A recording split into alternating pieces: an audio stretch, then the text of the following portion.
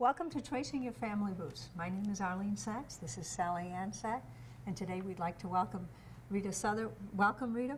Thank you. Rita is going to talk to us about something that we haven't ever done before, and that's the American Indian genealogy. You want to tell us how you got into it? You said when you were young in school? Yeah, I think in about 8th grade I had to give a talk on the plight of the American Indians. And in fact, both my grandmothers were born in Indian Territory, and so I kind of grew up with these stories about life in the Indian reservations and in Oklahoma before it was a state. So those two things I think kind of initially triggered my interest, and through the years I've had opportunities to study Indian research and then work at verifying American Indian genealogy. And you mentioned that there was some tradition in your family that perhaps you had some Indian ancestry, and I'm looking at you and I'm thinking, you don't look like the stereotype of the American Indian. True. And then you said, well, you had some pictures with you that were so great. That's exactly true. The tradition is I have a great-grandfather whose name's George Francis Riddle. Do the other one first. No, and this, you know, most of us, when we think we have an Indian ancestor, think they look like this. 10 seconds. But 10 seconds. 10 seconds on that one. But in fact, our Indian ancestors may look more like this. And that's why we have traditions that need to be verified before you can really say that you have an Indian ancestor. Yes, my great-grandfather was supposed to be quarter blood, and I have not yet been able to verify that. And it may be that his mother was of Indian descent, but I haven't found that yet either, and I've been working 30 years on it. So. Oh, all right. So if I was going to say to you, if somebody has a tradition that they have an Indian ancestor, they may even know it was my great-grandmother on my father's side. What do they do? Where do they start? I hate to tell them they have to start just like any other genealogy. You start with the present and work back and verify each generation. One thing that I did on mine was to kind of create a cheat sheet of facts or fictions about my ancestor and the source that it came from. Something that I'd heard my dad say, something that I heard my aunt say. I did find them on the 1900 census. So George Francis Riddle, but he was not identified as Indian, but it listed his name and his birth date and his wife's name and children. So I created a list of all these facts and the sources that they came from. And then to kind of create a timeline of the life of this man, because really didn't have much information on him. But the few family traditions that I had, I tried to verify from other sources, and eventually was able to find his parents and grandparents who were from Kentucky and Virginia. So it's not likely that he was Choctaw Indian, but it may be through his mother's line, who I have not yet been able to find. So the tradition hasn't been verified, and it hasn't been disqualified yet either. I have a question which we didn't talk about at all, you may not know. When they took censuses, did they take censuses of Indians at all? Well, yes. What records are there, just generally? That's very good. Since the founding of the United States and from the colonial times, there are records. And that's one of the big myths, that there are no records about American Indians. But whenever there's been contact with non-Indians and peoples who kept written records, whether it was the French trappers and traders, whether it was the English explorers or the Spanish, they started to keep records about the people that they met. And some of those records are more kind of general history type things, but as missionary efforts began and increased, then the various churches that visited the different Indian nations kept records of the baptisms, the marriages, the burials, and other ordinances or sacraments that they felt were important. And they sometimes had Indian schools. So one that I found was really wonderful and interesting was a Moravian missionary effort in Connecticut and Pennsylvania, and they started a little schools out there on the frontier in the 1700s, and it listed the names of the Indians, sometimes with their English name, and then if they converted to Christianity, then they became Joshua or Jerome or a more biblical sounding name, but it gives their dates of birth and burial. I have to ask you, where did you find those missionary records? Where did you start to look for them in the first place?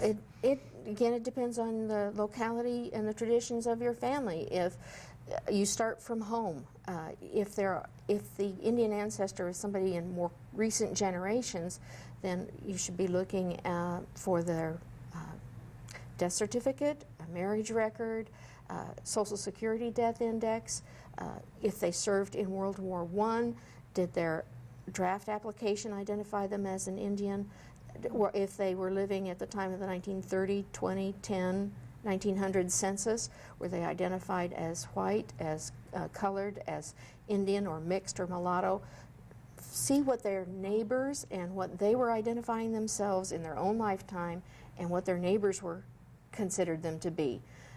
And in 1900 and 1910, there were separate Indian schedules along with the general population schedule. But there are also Indian censuses that were taken from about 1880 through about 1940, I think, 39. Question, if somebody was half Indian in 1900 or 1910, for the census purposes, what defined somebody as Indian? Well, the two things. It's self-identification in a lot of ways, but if the neighbors and if the community considered you an Indian. So it wasn't a legal thing that said if you were half or quarter? No, it did not. And you may not be living in tribal relations. And so Indian research is kind of interesting from the aspect that it's not just descent. It's not just straight genealogy as we would see in others, but there's also the level or layer of, are you in tribal relations with this nation, this Indian nation that has traveled through time? So a lot of people may have an Indian ancestor who was part of a tribe in the 1700s, but his children married out into the general population. And maybe that first generation, they were probably considered Indian because they looked Indian and they acted Indian. And I say that with tongue in cheek and no disrespect to anybody, but by the second or third generation down, if they're living in the general population and they're voting in the general population and considered citizens of the United States, then the Indian descent may be there, but the membership in a tribe may not. And I want to go back to that Moravian missionary. Where were the records of the Moravian missionaries kept? Where did you go to look for them? Well, luckily, I knew somebody who knew something, and they pointed me in that right direction. But those records have been microfilmed. You can order them through the Family History Centers, and they have been transcribed because the Moravians wrote in German. And so it wasn't that somebody went to the local historical society in eastern Pennsylvania and found this record sitting there. It was not an individual. No, these records have traveled through time as well kept by the churches, and that's quite often what most of them are in the book that the church clerk or the parish priest kept, and then have been either transcribed or translated and microfilmed through. And I see. What about if an Indian married somebody from a different tribe? Which one would they belong to? Or? That would depend on the tribe. Generally, you can be, a lot of different Indians married into and out of other tribes, but your membership depends on the membership requirements of that tribe. There are 500 and some federally recognized tribes, and every one of them has their own membership requirements. Oh, truly. So it's not just if your father was a member of that tribe or your mother. That's right. It could be based on that. It could be that you've had to maintain tribal relations with the tribe through time. Some groups require that even if you are a member, but if your child's not born on the reservation, your child's not a member. Some tribes require a certain blood quantum, others do not. And so it just varies from group to group. What about names? I remember starting a genealogy and discovering the Jews didn't have fixed hereditary family names until the European governments forced them to take them, or most Jews didn't. When we read about American Indians, they have names that don't sound like last names, the early ones. What was the history there? How can you track people who don't have fixed hereditary name? Thank goodness for some of the things, such as the special Indian schedules that were done in the late 1800s, that list the person by their traditional name and their English name. And again, if the tribe has had contact early on with a different church or denomination and they were baptized or otherwise joined that church, then they may have been assigned or taken on a Christian-style name with a European surname. There are still surnames that are much more Indian in nature, that are more popular probably in the Western tribes than in the Eastern tribes, but there are certain surnames that are even English names that seem to be very much associated with certain tribes. And you told us one before the show. I love that one. The one from Michigan. What was that? Matchapanachowich.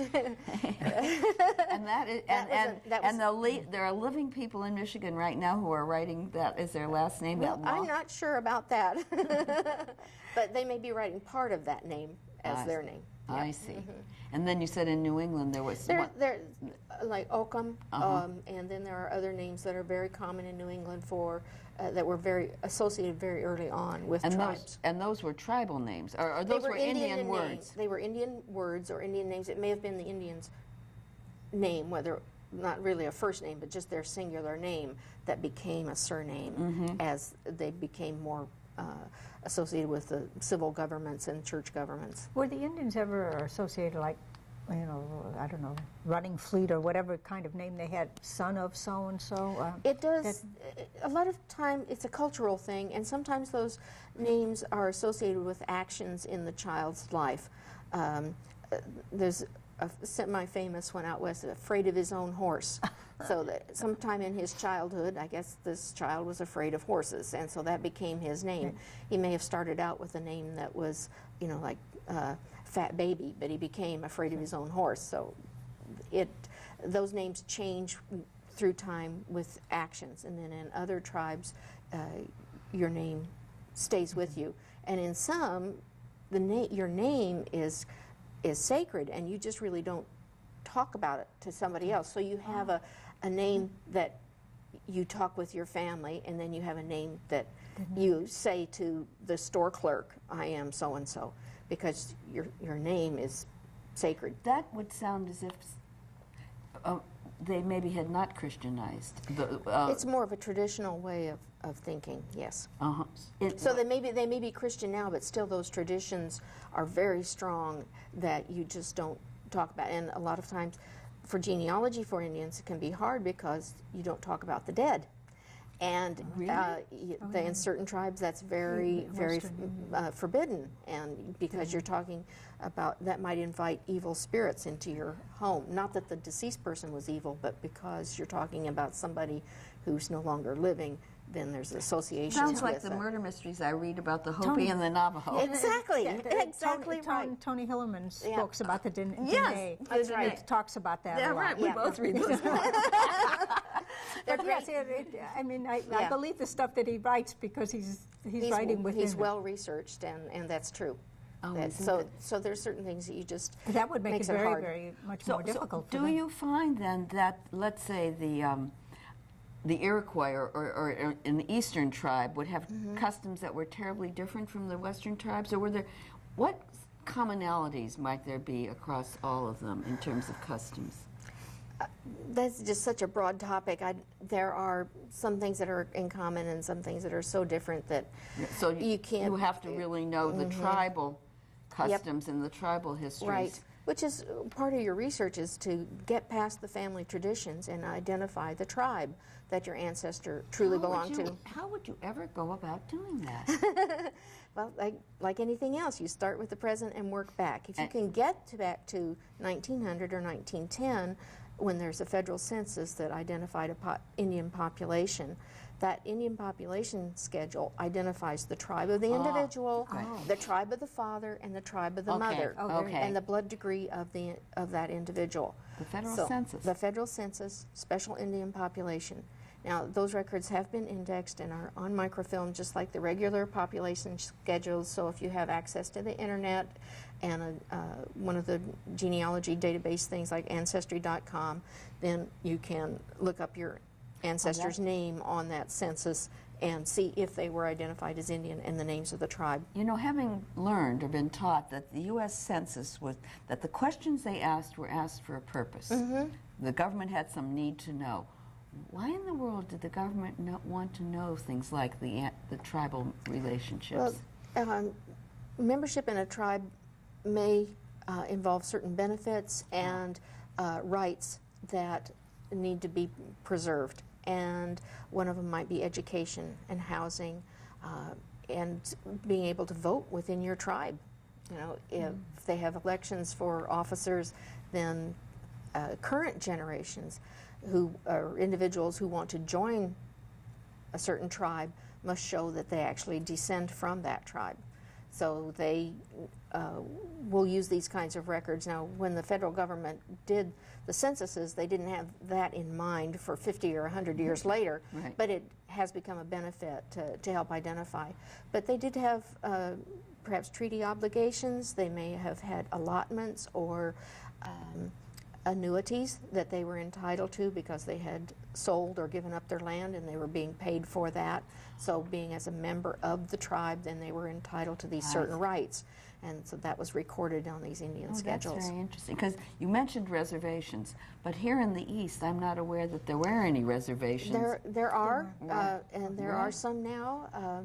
There are 2 in Virginia who are not federally recognized, but are Indian reservations and have been there since colonial times. Really? And that's the Mattaponi and the Pamunkey down in southeastern. Mattaponi. Mattaponi is Those also an Indian a word in Massachusetts. I wonder if I don't know who took which one first, but that's but they are there. And but there are some federally recognized tribes in the East who have reservations. Eastern Band of Cherokee, probably being the largest, and then in New England there are a Mohegan and Gayhead and various tribes. The term reservation has different meanings. That's just what I was going to ask you. And a lot of times in the East, what you'll see, a reservation means that when the Indians sold or gave up their lands, certain acreage was reserved for them and for their use. I see. And in the western part of the United States, a reservation was land set aside and Indians moved to it. And as part of a settlement in a treaty or something. So it has 2 different meanings, and again, knowing the history of your locality will help to identify how your ancestor fit into that history. So it isn't all that hard if you only really need to go to 1910 or 1900 for a tribal identification. That's true, but most of us have this tradition that goes way back a couple of generations back. No, not everybody. That's true. Are there any societies of, like the Jewish genealogy? We have the Jewish Genealogy Society. Is there like an Indian one or a special interest group for those? I'm not aware of one. There may be. With the internet, there are a lot more groups that. Well, actually, I think that I have seen some focusing on the internet, and sometimes, honestly, I'm a little leery about the information that is on there, and it's. But genealogy is genealogy, and I'm glad when somebody's trying to trace their ancestry. Part of the Indian research problem is that you have such a strong family tradition that you can't think past that and get into the actual records that would identify the Indian. You know, we have a saying that says, if you have a family story, that some of the details may be wrong, but when you've tracked it down, you usually find that the current or the nugget, there's something. Yes. There's something. It wasn't made up out of whole cloth. That's right. So, in your work in doing Indian genealogy, when people have a tradition that they have some Indian ancestry, what's your hunch? Most times is it true? Can you show that it's true, or most of the time you can't? Or do you have any feel for that? I couldn't give a percentage on it, but it's amazing that from different parts of the country, I hear the same kinds of family traditions. Such as great-grandma was a full-blooded Indian. She had long hair and braids, and she looks like an Indian. But they don't know when great-grandma was born, what her name was, where she lived, and they've heard this tradition. And I think a lot of times what has happened is they've conflated generations. Well, their great-grandmother may have lived in 1900 and been identified on every census as white, and her parents the same way. But they've heard that great-grandma was an Indian, but the actual great-grandma may have heard that her great-grandma was an Indian. So they've conflated maybe 2 centuries worth of information, and by going back through time, identifying if they can locate them on federal records or on local records as being identified as Indian in their own lifetime. That's when you get down into the meat of it.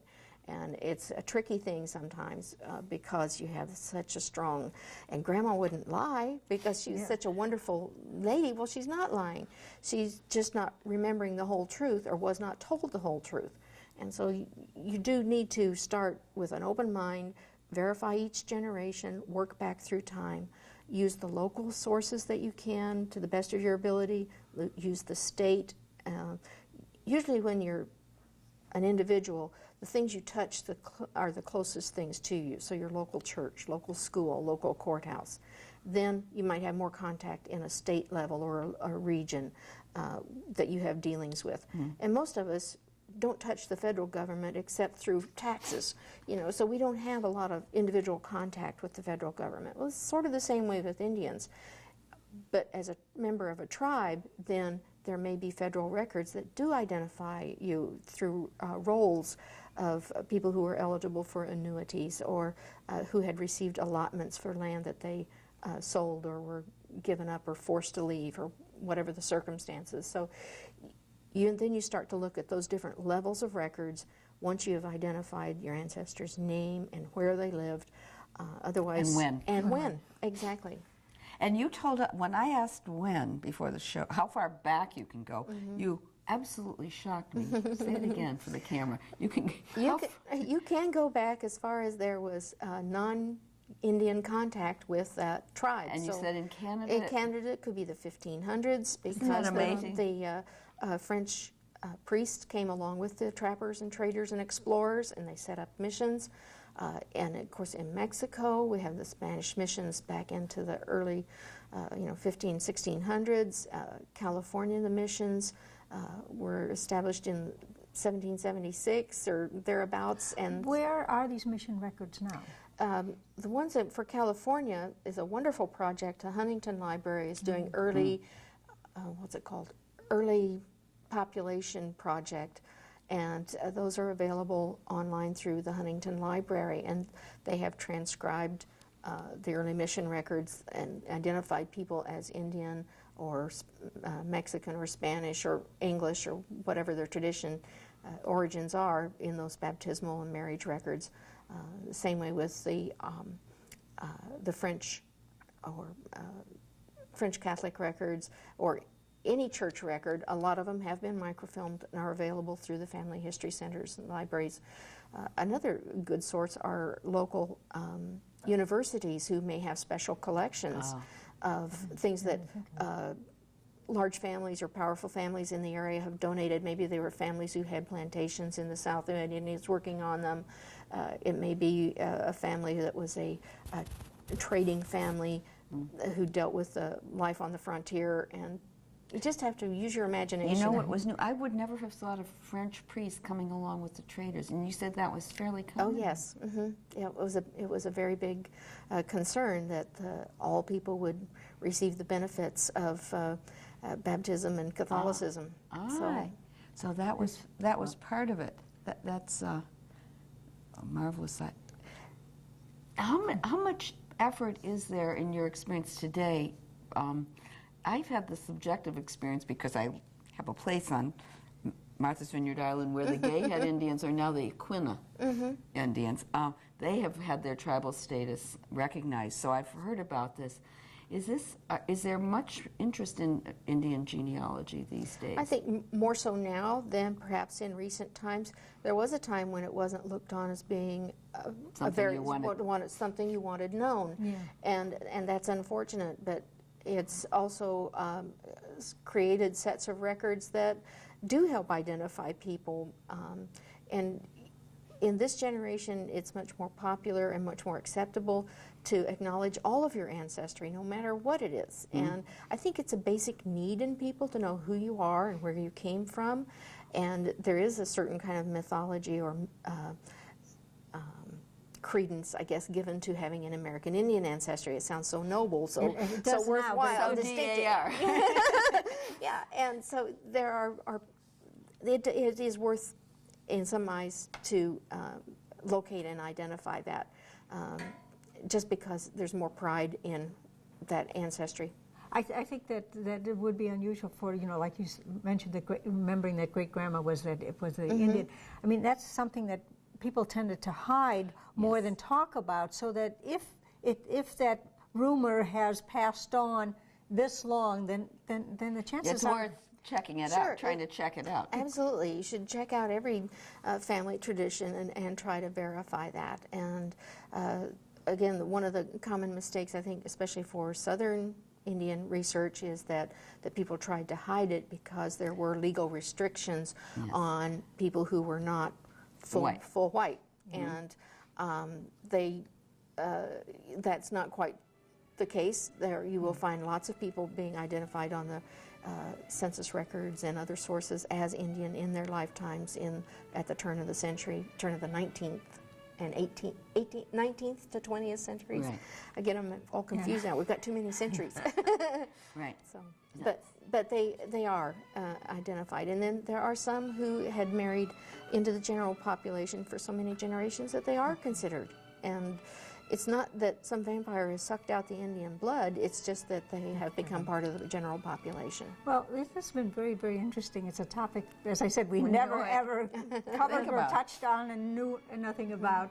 So thank you very, very much for You're coming welcome. and talking to us about this. Thank you. We've I learned a hope you lot. find the ancestor of your great-grandmother. Me too. 30 years is a long time to be looking. Yeah. Excellent.